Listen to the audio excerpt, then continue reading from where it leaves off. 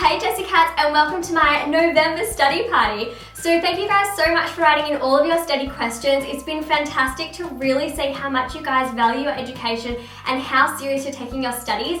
Also, if you guys are really wanting to take your study skills to the next level, then be sure, if you haven't already, to sign up and be an exclusive VIP study buddy for Seated Educationary, because I have an online study skills session that I have posted up with Seated Educationary, my stationery line, and you're going to be given free access to this 3-part series, and there's a very special offer at the end as well. And this series is all about how to tackle your major assignments and projects. So I'm going to leave the link below, click on it, and definitely be sure to sign up, because I'm sharing with you exclusive study tips. Alright, so today I'm going to be covering all of your questions, well, as many as I possibly can, and I'm really hoping that it helps you out with your studies. I have written down a lot of notes here, so if I'm looking at my phone a couple times, it's because I just don't want to forget anything. So if you're ready, then let's get into it. Okay, question 1 is, how can I memorize my essays? So I have a couple of tips for you guys here. So the first way that I like to help myself to memorize my essays would be to rewrite each paragraph one at a time. So instead of writing out your whole essay multiple times and trying to remember it all in one big chunk, it's better to break it down, because as a lot of research has shown, we tend to remember several chunks at a time. So when you break up the information, it's a lot more easier to process in your memory. And I think it's about 5 plus or minus 2 pieces. So it's roughly 5 plus or minus 2 pieces of information, I think. So you could probably remember about 7 pieces of information at a time, or chunks. So yeah, I would be writing out the first paragraph and trying to learn that several times, and then go on to the next paragraph. Now, the other way that I like to learn my essays, which is a lot more fun and really effective, is to actually draw corresponding illustrations for each paragraph. So if the first paragraph was perhaps about a particular theory, and there were several researchers involved, and there were different definitions that you needed to learn, then try and think of different illustrations that you could draw out to make that information stand out and be more memorable. Because again, instead of having to learn about 300 words in that paragraph, all you'd really need to learn would be 3 to 5 images, which is so much more easy. Alright, so then my third tip for learning your essays would be to actually read them out loud. So practice them out loud in front of a mirror, in front of a wall, to your dog, to your bunny. My bunny's pretty good with that. She tends to be very patient and a very calming influence. If you're reading it out loud, again, you're using another strategy. You're using an auditory learner technique, and that's also another way to make the information more meaningful, and you're going to remember it better. Question 2 is, does studying before you go to sleep help you to learn better? So the answer is actually yes. If you study right before you go to sleep, it means that there's less interference with all of that information, and your brain is more likely to be able to consolidate it into your memory, and you'll remember it better. However, I don't suggest that you should be having your late night study sessions all the way till bedtime. It's just a good idea to revise your notes right before you hit the pillow, and that way it's going to remain in your memory for a lot longer, because there's less to interfere with all of that information. Question 3 is, what's the best way to keep my planner organized? So if you guys didn't know this, then you're probably not subscribed to my channel, because I've definitely said this many times. If you're not, then be sure to hit that button, guys. But I am obsessed with my Erin Condren planner. So my life planner, honestly, is able to keep my life in order. So the great thing about having a planner is that you never forget anything. So my top tips for keeping an organized planner would be to keep it with you at all times, and then write anything that comes up in your planner ASAP. Because when you write it down, it means you're not going to forget, and it means you're going to end up getting to it later on. Now, an incentive to keep it organized though would be to, I guess, visit that wonderful land of Etsy and get yourself some really cute planner stickers. So I went and did a little bit of a shopping spree a little while back for my planner, and I got some really cute stickers. I think I posted them on one of my monthly favorite videos, so you can go back and check that out. But I found some really cute ones that had little to-do lists, little memos, even some little like nerd glasses or video cameras to remind me when I was filming. So it's really, really cute way to incentivize yourself to use your planner, decorate it, and then keep it organized. Question 4 is, I moved from overseas and English is not my first language. How can I improve on my English skills? Okay, so the tips I'm going to share with you are actually going to be valid for learning any language, But if you're trying to improve on your English skills and English is not your first language, then I do have a couple of tips that are definitely going to help you out here. So the first thing would be to access some audiobooks or even movies and then put subtitles underneath, because this way you're actually going to be able to not only be able to speak the language better, but actually comprehend it better as well, because you're going to hear people say it.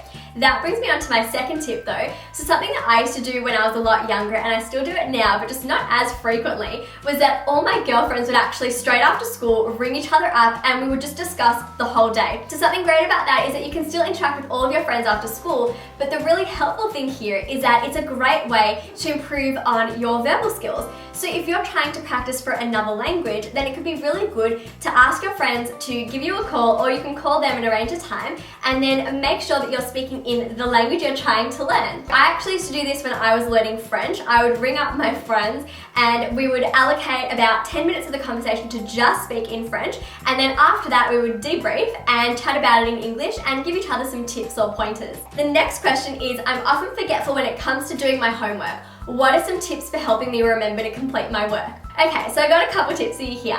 Now, first of all, I've got to say guys, a lot of the time people tell me that I am just so organized and that I have an amazing memory.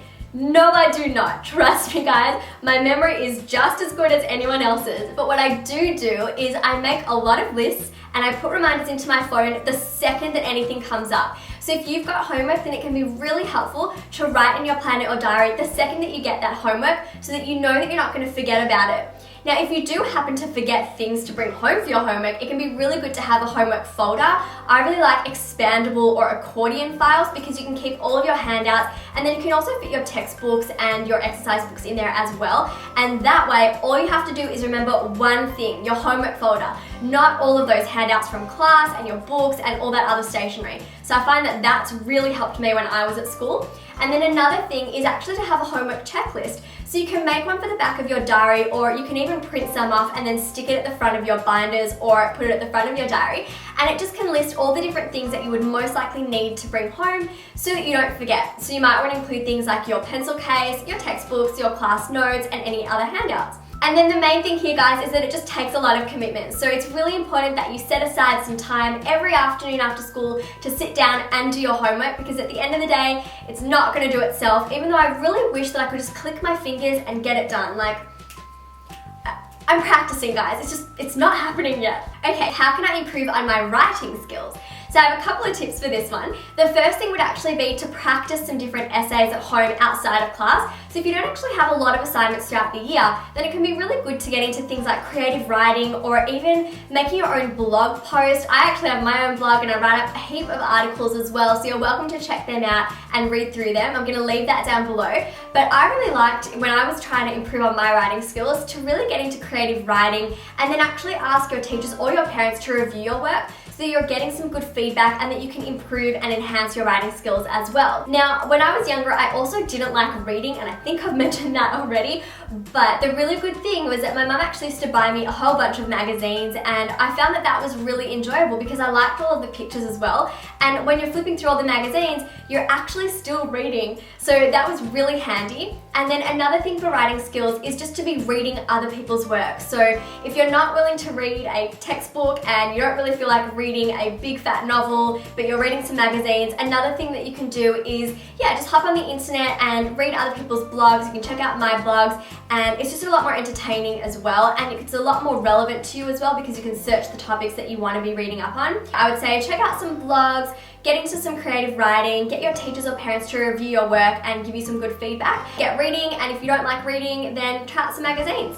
Okay, the next question is, when should you stop studying? So it really depends on what time of the day you seem to be most alert and focused. But for myself, I tend to be most alert and focused in the morning. And as the day progresses, I tend to get fatigued and restless and stressed. So what I'll usually do is I'll stop studying for dinner, and then I'll take about an hour's break, and then I'll probably study again for about 1 hour. I'll try to usually finish up studying and working at around 8 p.m. It just gives me enough time to unwind at the end of the night, just watch my shows, have a bath, have some unwinding time, because otherwise you're going to go to bed and your mind is just going to be racing about all the stuff that you've been trying to cram into it. So yeah, I'd say probably a couple hours before you plan to go to bed. But then again, if you do tend to work better late at night, then it's just about finding a balance in your day.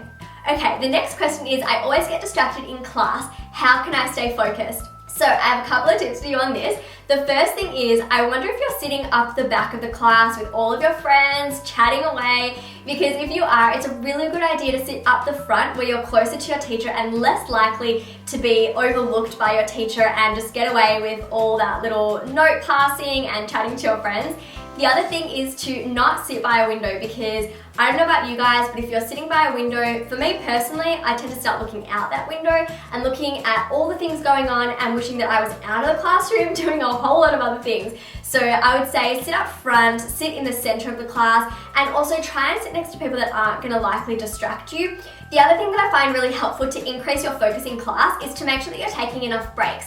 So if you're sitting in class for say 3 hours at a time, hey, it's no wonder that you're feeling restless. So it's a really good idea to pop your hand up, ask your teacher if you can go to the bathroom, or just go for a bit of a stroll. If they're not very likely to say that, then just say you have to get a drink of water and just make it a quick duck out of the classroom. And it's just really a great way to get the blood moving around in your body so that you can come back, your brain's been re-oxygenated, and you feel more alert and focused. And then another suggestion that I have to help you stay focused in class is to make sure that you do all of your readings beforehand. So if you haven't done all of your readings, then you're probably not prepared for class, and when your teacher starts to discuss really complex information and topics, you're more likely to zone out and again lose your focus. So make sure that you're staying up to date with all of your work, getting up, moving around, getting the blood moving, and also sitting away from all of those distractions. So that was all for my study party this week. I really hope that you got a lot out of the tips and that they help you out with your studies. And if you like this video, then be sure to give it a thumbs up and also leave a comment below. If you have any more study questions and you want me to answer them in my next study party, then definitely comment below. Whatever it is, I am open to all of your questions, guys. I'll try and answer as many as I possibly can in my next episode. And if you're not already subscribed to my channel, guys, be sure to subscribe. The link is right down below. Why do I always say link? The button is right down below. It's that little red button that says subscribe. So if you don't want to miss out on more upcoming exclusive study tips and awesome giveaways, because I do a lot of giveaways on my channel, then be sure to subscribe. Alright, thank you so much for watching, and I hope you have a happy and productive week, Jessicats. Love you all. Bye!